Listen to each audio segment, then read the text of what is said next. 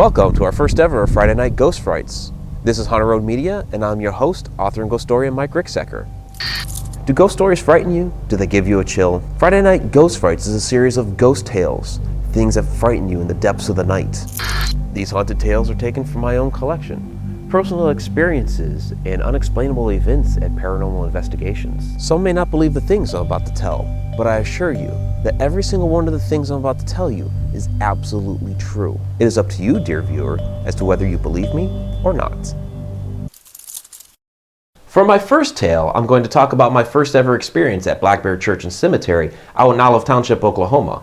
I've been there a number of times since, and this was the premise for the My Ghost Story episode, Church of Darkness. There were 3 of us that went that night and was following a paranormal investigation that we had at a residence in Oklahoma City. Logan, Kathy, and I ventured out there. Kathy and I had never been. We had heard a number of tales from Logan about this crazy cemetery out in the middle of nowhere. He talked about the short shadow people that would look in through the windows of the church, how he had been inside the church one time and a huge gust of wind blew him back that came up out of the basement.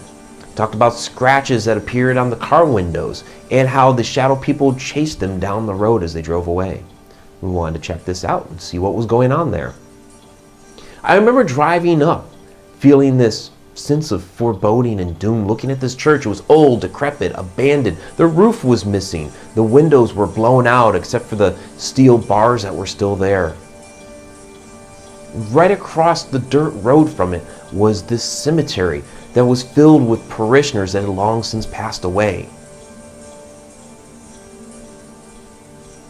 I had my camera ready when I first stepped into the church, and with my very first picture that I took within that church, I captured this glorious, luminous ball of light right above the pulpit area.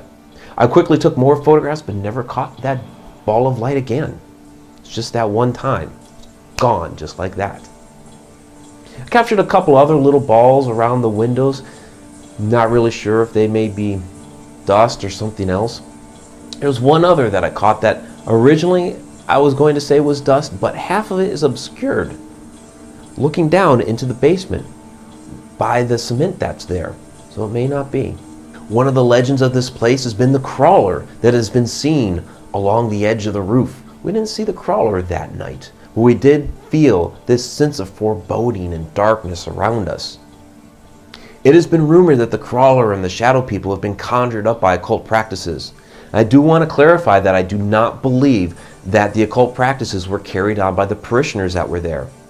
But there is evidence that after the fact, after the church was desecrated, after it was abandoned, that there have been things that have gone on in the back room of the church on a stone slab. In the past, on this stone slab here, there have been some animal bones found, look like animal sacrifices being done here.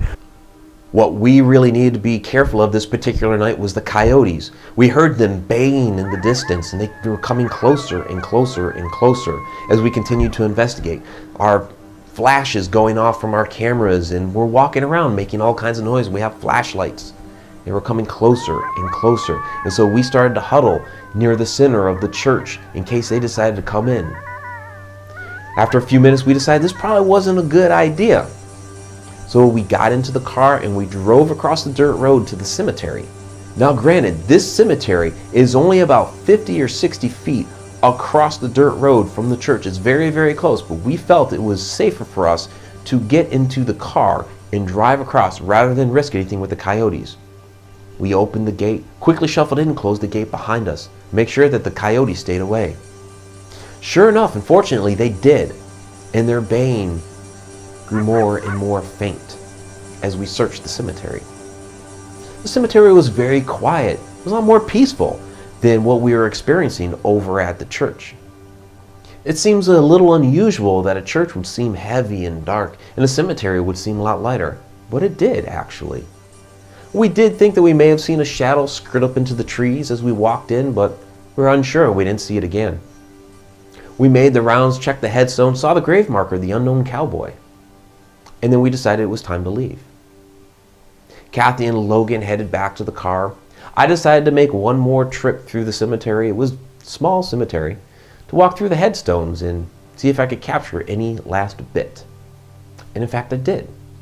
One of my most unusual EVPs was caught that night. My teeth are warm.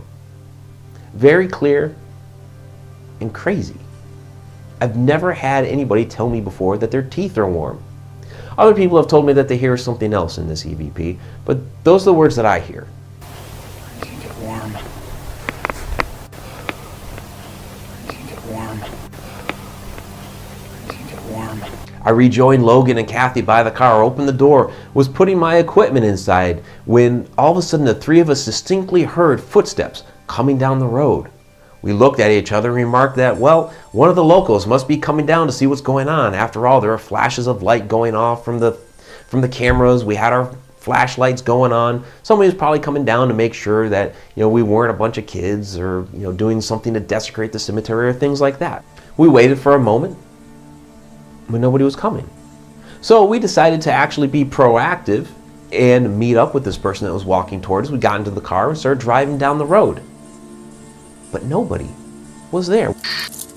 We went a half a mile to the next intersection, and there was not a soul.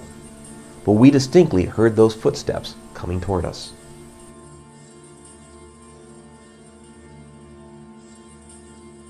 Like I said before, I've been back to Black Bear Church and Cemetery a few other times, caught some other fantastic EVPs, and even one time caught this fantastic little ball of light skirting across the basement as we walked down inside. Look at that. Mm-hmm. Look at that. Mm-hmm.